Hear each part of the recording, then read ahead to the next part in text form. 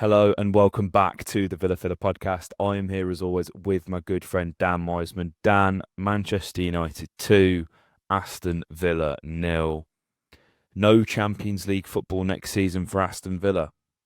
This is going to be a bit of a different podcast than usual, guys, because we don't really feel like there's much value in us analysing that performance, especially when there are moments as big as there were in this game, that have ultimately been, you know, detrimental to the future of the football club. But yeah, I'm not going to ask you how you are, mate. We won't do the usual intro because I know exactly how you're doing, and I'm sure our wonderful listeners and viewers already know that as well. Yeah.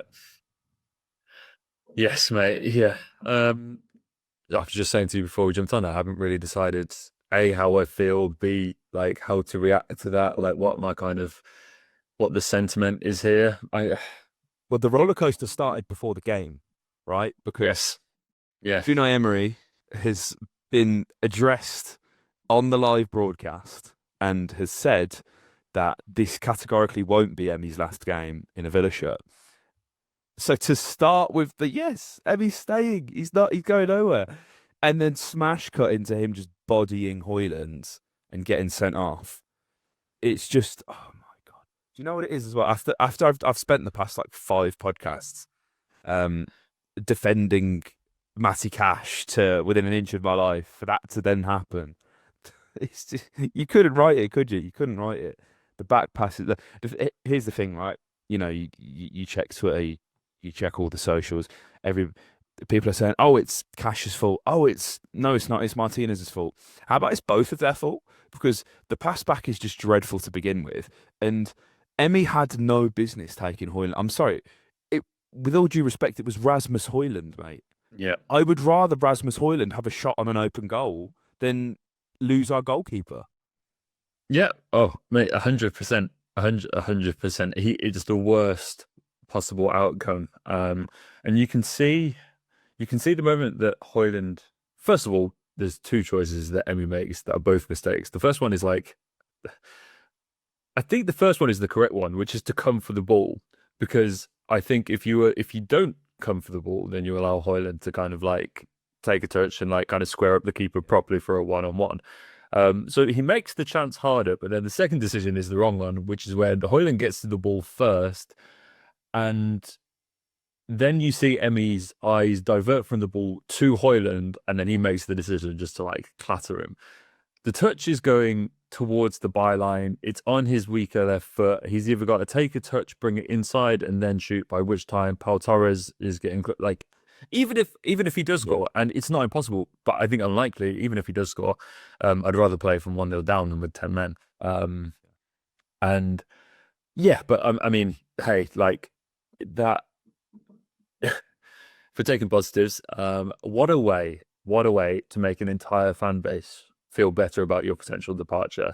Emery he's really clocked onto something there. I've got to hand it to him because, as you say, before the game, it was all like, amazing, he's staying. I feel so much better. I couldn't have faced the possibility of living life without Emi Martinez as Villa's goalkeeper. And then after about 42 minutes, it's like, you know what? Me, I'm not that attached, you know? We got the words number two. You're kind of like, actually, maybe it's not so bad. And this is the Emi Martinez experience. This is the Emi Martinez, before he had an amazing first half. And didn't like made some incredible saves up to that point. And then literally in front of one of the sides most heavily linked with buying him, he gives them 45 minutes, which are basically a snapshot of the entire Emi Martinez experience.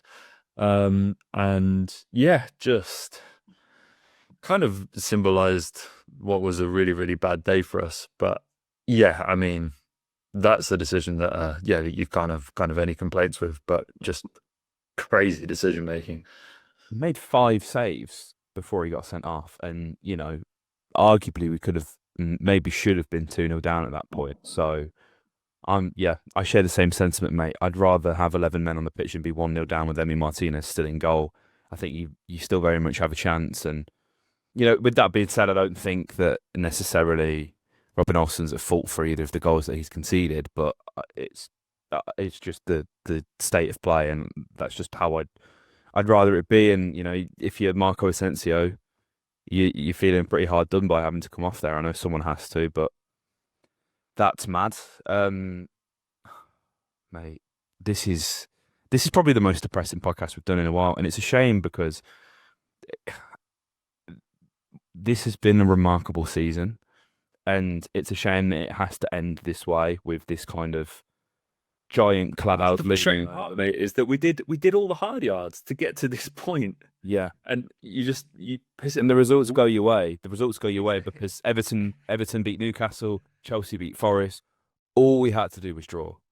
All we had to do was draw. But I mean, if if nobody watched this game for whatever reason and they're tuning into this podcast and wondering what on earth has gone on, I implore you to watch the highlights back because, oh my days, this Morgan Rogers thing is an absolute joke. Yeah. And there's so many reasons why this is so incredibly crooked. I understand that once the whistle is blown, VAR can't do anything, but that's a bullshit rule. And I know we've had incidents with that before, and plenty of other teams have as well. And It was the same for that. Remember that winner we scored at Palace in our first phase 3 up? that's it. Yeah. Yeah, Henry Lansbury. Exactly the same situation, isn't it? Whistle's been blown. We've gone and scored. Both teams were still playing. The goal was disallowed, despite it being a legitimate goal and no foul there. The same here. The ball is categorically not in either of Bayender's hands. It isn't. And the screenshots that are going around Twitter, this is the one thing I hate about socials and the clip farming and all this, because you've got so many people who didn't watch the game saying, yeah, that's the correct decision. The ball's not in his hands. And you can make the argument that because the whistle's blown, maybe Johnny Evans or I think it was Lindelof didn't bother to try and stop the ball from going in. But I don't think there's anything that they could do anyway. It's a wonderful goal from Morgs, nice little spin and finish. What's the thing that's annoying here, mate, is they'll happily delay raising an offside flag for two minutes. They'll happily let play go on, and we've seen countless injuries happen. We've seen, goals be scored that are then ruled off as a result of it as well. And I understand teams, you don't want to disallow a goal before it's happened, but that's literally what's happened here. And the referee can blow his whistle after the ball's started rustling the net and disallow the goal.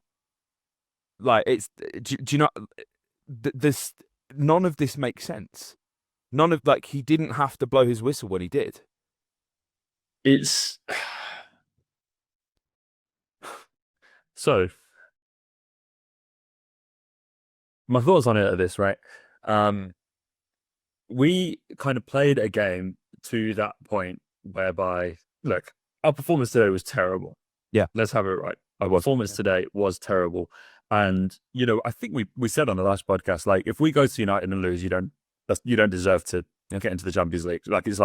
It's set up not on a plate, but given the season that they've had, it's a big stage to go and raise your game to. And if you don't do that after everything, you don't really deserve it. And so that's kind of where my head is.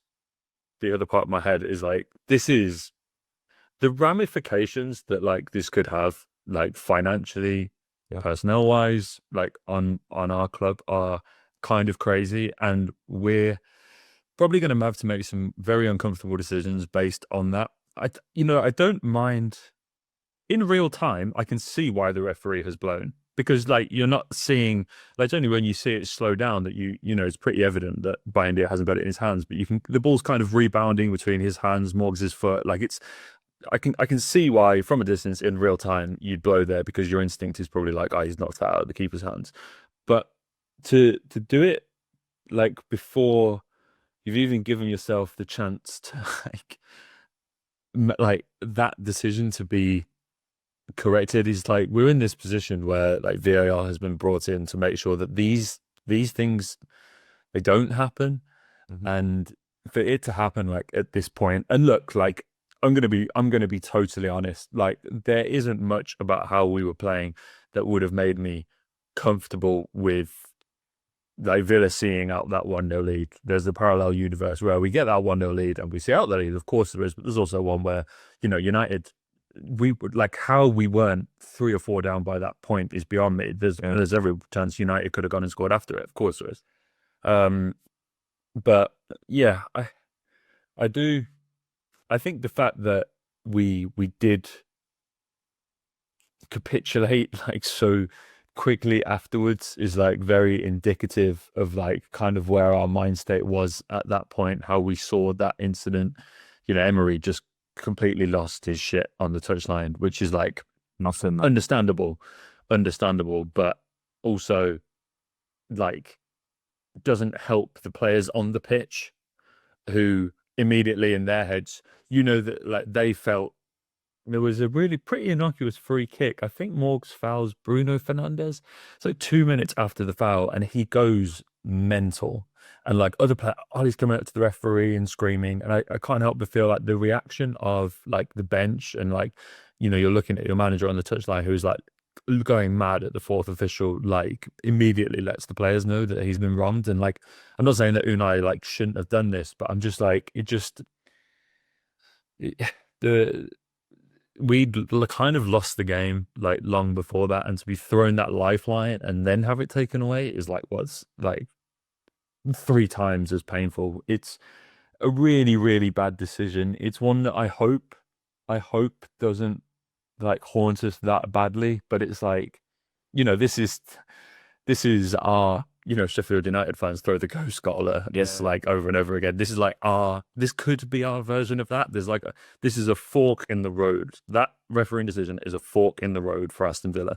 And there's a world in which, look, we go off to the Europa League, and I do think there's players in this squad that are probably due to leave. I do think there's positions where I think we need a bit of a freshen up. I'm kind of inclined to say that the injustice of all of this could be really, really difficult to recover from for the same group of players to like pick themselves up, go again, step back down into the Europa League and actually injecting some fresh life, some fresh enthusiasm. Like we saw what that did to the squad with 2 players in January. Like, there's a world in which this is can be in the grand scheme of things, good things can come from this, but there's also a world in which we have to sell multiple players that we're not comfortable with. Replacing those players is going to be very, very difficult. And it won't be the bad performance that gets boiled down to.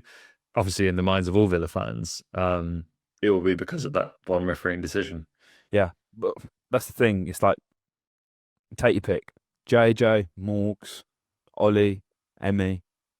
Somebody's going as a result of this. Somebody's going, and Unai's probably regretting his pre-game conference saying it's not Emmy's last game. Side note, how did Bruno not get a booking in this game? Committed 4 fouls. What does this guy have to do to get a booking? It's one of them, but like, as I've repeated for weeks, I hate to constantly repeat myself on the podcast. This isn't the game that's cost us. 2-2 to Ipswich, that's cost us. Drawing 0-0 to United, arguably. What a terrible game that was. Erase that from our memories if we can. Going to White Hart Lane and losing 4-1 to Spurs. Oh my days. You've then got a 3-0 loss to Chelsea. I mean, I've just looked at the lineup there. Philogene started that game, so that tells you everything you need to know really about where we were at in that period of time. But, literally a week later, you go and lose that game at the City Ground to Forest. I know we were hard done by with decisions there, but they're games you got to win. Again, we failed to beat Ipswich. We go to the Molineux. Can't win there. So many, and it's like, we said at the time with Ipswich, again, we're treading, already talked about conversations here, but, when you're not even halfway through the season, you can't say, this has cost us Europe, because there's still a fuck ton of games left to play. So obviously it's like hindsight and revisionism, and you can say what you want. Obviously getting slapped up by Palace as well, 4-1. There's been many occasions where we just haven't been good enough. And well, I think your point is summarised perfectly. We've not lost out on the Champions League on points. No. We've lost out in Oh, the Champions League on goal yeah. difference, which is, to your point exactly, is it's an accumulation of results that could have been better across the season. Like points wise, okay, today, like, but to back up your point, like, there's loads of games throughout the season where, yeah, 4-1, like, and it's a significant margin. We're Yeah. significantly worse than the other teams around us. That's yeah. Chelsea as well, for example. They've scored 3-0 in that game in December. Their goal difference is 14 better than ours. That's insane. Like we've not And that's a scored. 6 goal swing there as well, right? So that, like, Yeah, you know what I mean? Like they get three, we lose three. Like, yeah. So it obviously it's massive, isn't it?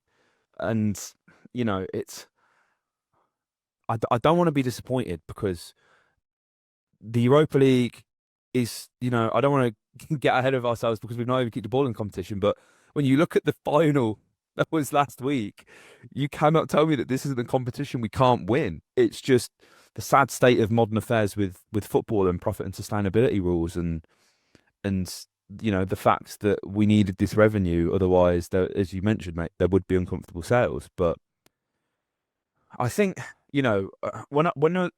I've been thinking about this a lot recently, mate, in terms of transfer business and people.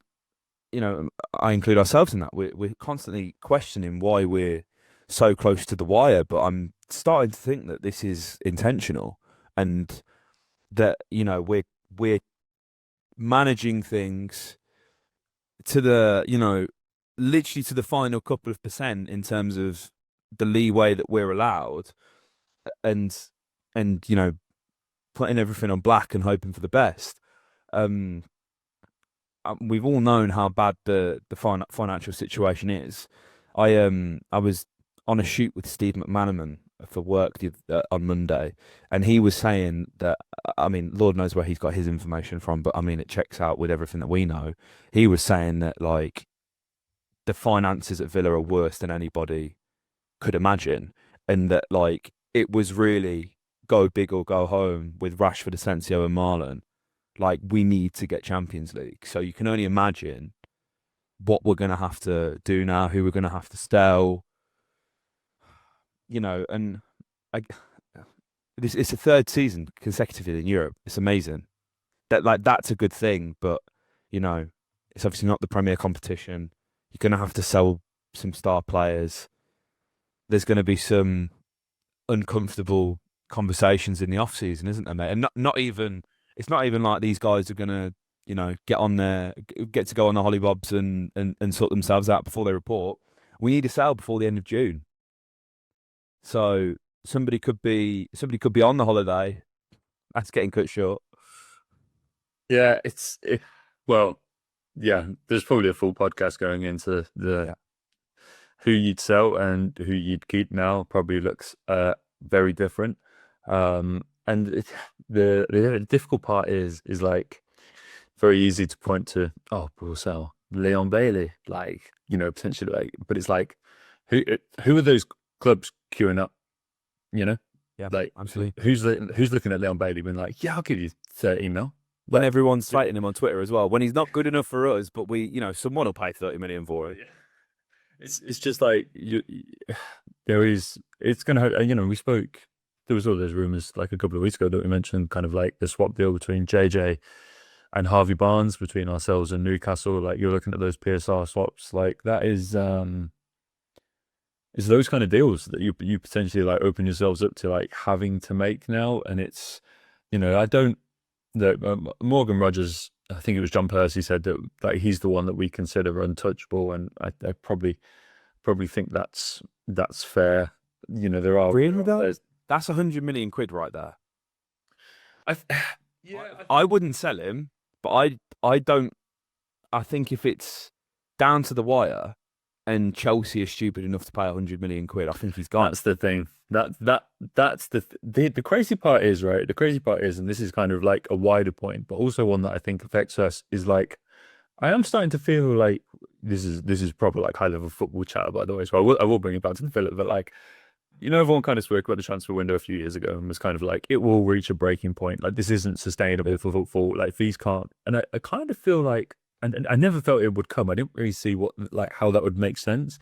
But I kind of feel like we're there now in that I think that realistically, in terms of spending £100 million on a player, like having the facilities to spend probably north of like 70, there were probably only like 5 clubs in Europe that could do that, like financially. And I think like Chelsea, it'd be interesting to see what their strategy is now, like whether they can keep doing that. But it's not like, you know, like you're really, and it's not, and most clubs who could do that probably don't want to do that. And I think, you see like the Trent situation, and it's kind of like, I do feel like actually like player power has really risen, and you're basically almost operating now with PSR swaps in like NBA kind of trade deals. Yeah. Do you know what I mean? It's like Absolutely. it's kind of like, I don't think, like, you kind of saw it a few years ago with the Pjanic to an Arthur swap between Juve and Barca. The It's biggest like, money laundering scheme ever. yeah, literally. It's like you're almost at like trade deal things where like players can't afford to buy a player off you unless you do it with us. And like it's you're not far off that. And I kind of feel like, and so in terms of like selling players, it's really difficult like in this market because we're struggling, but so are a lot of other clubs. And most clubs like are just too sensible to do that, like really. And like you kind of look at like the clubs that do have the facilities to do that, you kind of look at like someone like Real Madrid, someone like Barcelona, like they're not going to spend 100 million on Morgan Rogers. You're looking at someone in the Premier League, and then you're basically looking at, okay, it's Chelsea, City, Yeah. Maybe probably. Arsenal. Maybe Arsenal, but I think like there's so many other positions that they need to like address that other than those kind of like attacking.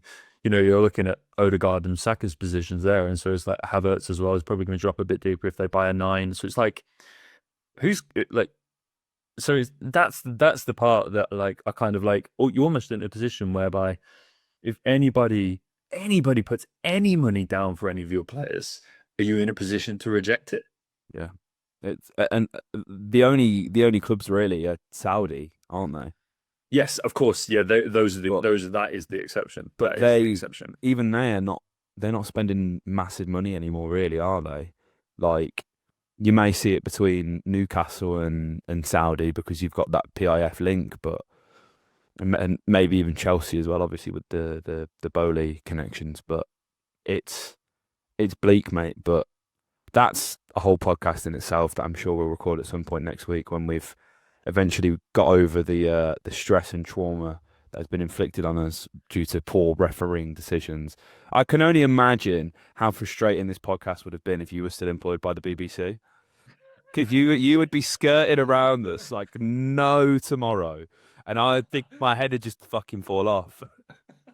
Yeah, it's yeah, that is a very. I mean, look, I always try and call the podcast and be optimistic. It's really really Absolutely, hard yeah. today. Really really hard today.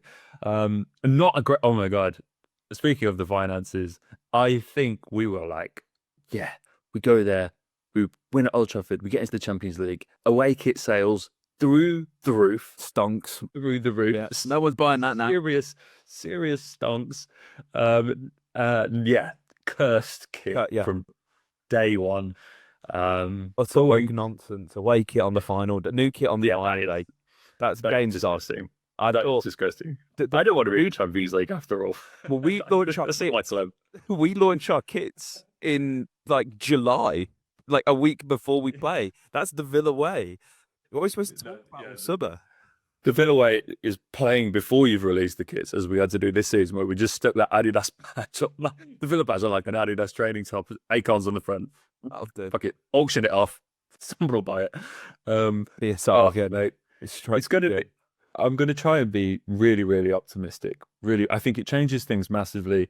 I think, but uh, I I don't think the financial situation is great, but I do have faith in the people that are managing that situation. And I believe there is a contingency plan. Whether we like it or not, whether we want to go through with it or not is a different thing. But there will be a contingency plan.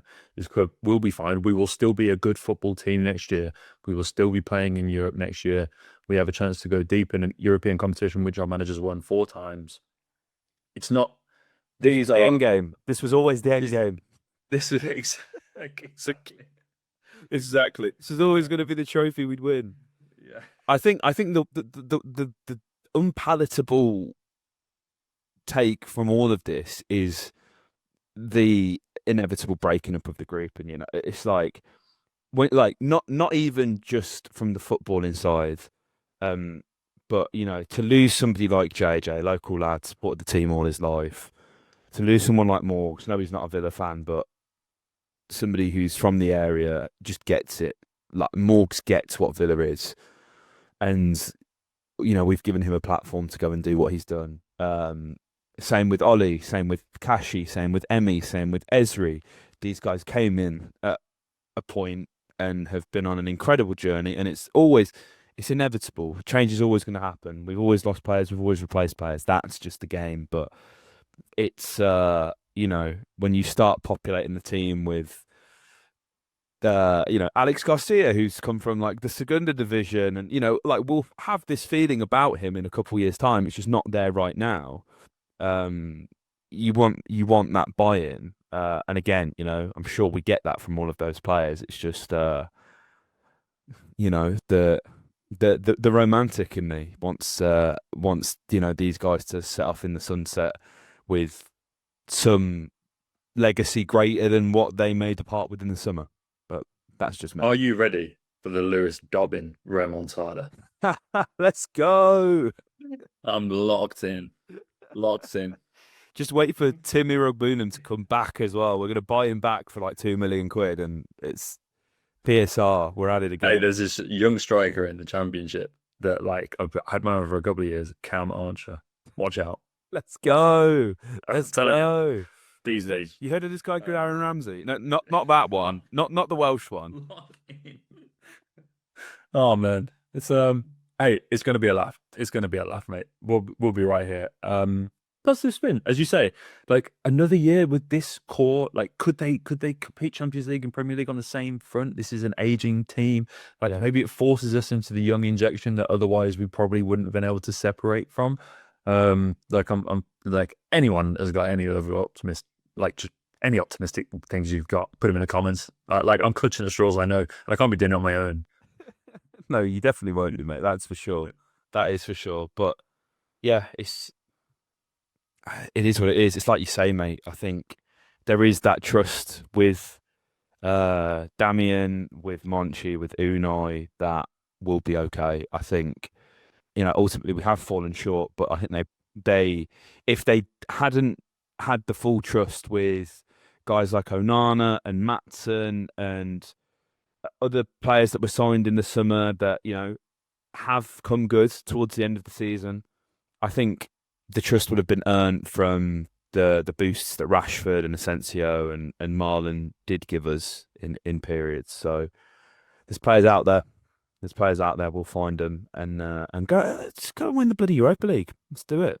Come on. Thursday nights, Europa nights, baby. Yes, that's what we're all about, man. That's what we're all about. But guys, let us know your thoughts on the season in the comment section down below. We'd love to know. And yeah, we'll probably be back with like a full sort of season debrief, player rewards, transfers, all that. And there'll be loads to talk about. It's not like there's going to be nothing for us to talk about in this summer. It's going to be a crazy one, mate. It's going to be an absolutely crazy one. You see Joan Garcia as well getting yes. It's the Superman treatment. Lord, yeah, literally. Oh my God, it's brilliant. But that's a situation we may have to keep our eye out on as well, isn't it, mate? Although if they got relegated, we'd have potentially got him for 10 million euros cheaper. So there is that. But swings and roundabouts. Fuck it, we ball, mate. We'll give him 25 mil. We'll do it. Why not? All of up. Fully loaded. Come on, let's do it, guys. But yeah, if you guys enjoyed, leave a comment, share, subscribe if you haven't already. Share, download, rate, review, iTunes, Apple, Spotify, all that. And yeah, up the Villa.